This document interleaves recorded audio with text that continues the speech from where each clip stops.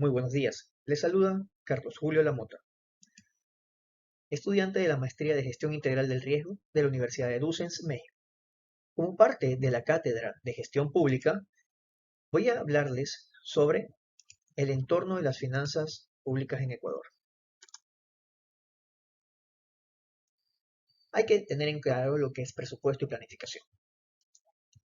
Existe una relación directa entre la planificación y el presupuesto durante todas las fases del ciclo presupuestario. Es así que desde la formulación, a partir de los objetivos y metas institucionales, se asignan los recursos necesarios para su cumplimiento. El presupuesto refleja la planificación nacional de tal manera que los objetivos y metas nacionales pueden alcanzarse con eficiencia y eficacia.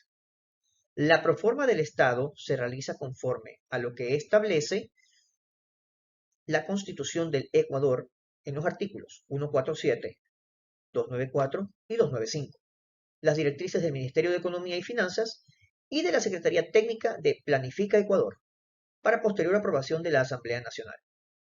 Una vez aprobada, esta se convierte en el presupuesto inicial aprobado y entrará en vigencia a partir del 1 de enero del siguiente año, sin perjuicio de su publicación en el registro oficial.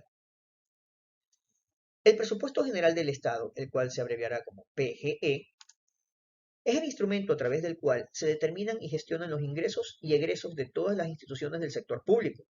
No incluye a la banca pública, la seguridad social, las empresas públicas, los municipios, prefecturas ni juntas parroquiales. El presupuesto general del Estado es la estimación de los recursos financieros que tiene el Ecuador, es decir, aquí están los ingresos estatales provenientes de la venta de petróleo, recaudación de impuestos, entre otros. También los gastos que el Estado realiza para el funcionamiento de sus instituciones y la dotación de servicios, y el financiamiento público obtenido de gobiernos y otros organismos para la ejecución de proyectos de inversión.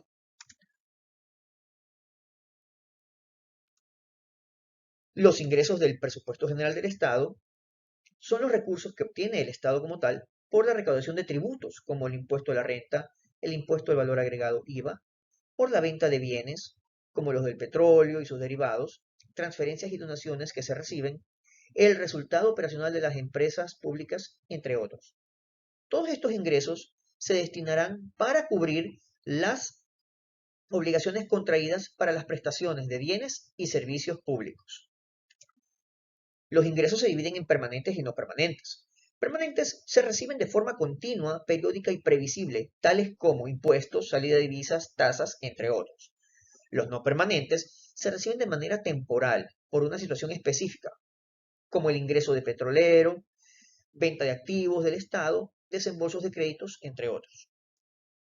Ahora, estos egresos, los cuales son los gastos del presupuesto general del Estado, al igual que los ingresos, se dividen en permanentes y no permanentes. Los permanentes son los egresos de recursos que el Estado realiza para que las instituciones públicas puedan desarrollar apropiadamente sus actividades administrativas y de funcionamiento. Por ejemplo, los sueldos de los servidores públicos, el pago de bienes y consumos, entre otros. Los no permanentes son los egresos temporales que el Estado realiza por una situación específica, excepcional o extraordinaria, que no requieren repetición permanente, por ejemplo, entre ellas, las actividades de inversión para construcción de carreteras, hidroeléctricas, puentes, escuelas, hospitales, entre otros. Ahora, hablando de la deuda pública, son las obligaciones financieras contraídas por el Estado que incluyen no solo los préstamos tomados por el gobierno central, sino también los que contraen organismos regionales o municipales, institutos autónomos y empresas del Estado, ya que los mismos quedan formalmente garantizados por el gobierno nacional. El endeudamiento que contrata el Estado es únicamente para financiar obras públicas. No pueden ser empleados para gastos permanentes, es decir, no se pueden adquirir deudas para pagar sueldos.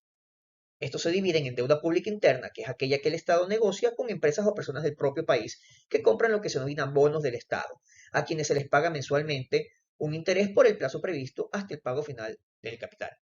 Y la deuda pública externa es aquella que el país negocia con otros países, organismos multilaterales o financieros de los que el Ecuador es miembro, así como bancos internacionales. Esta ha sido una breve descripción del entorno de finanzas públicas del Ecuador. Hasta una nueva presentación. Gracias.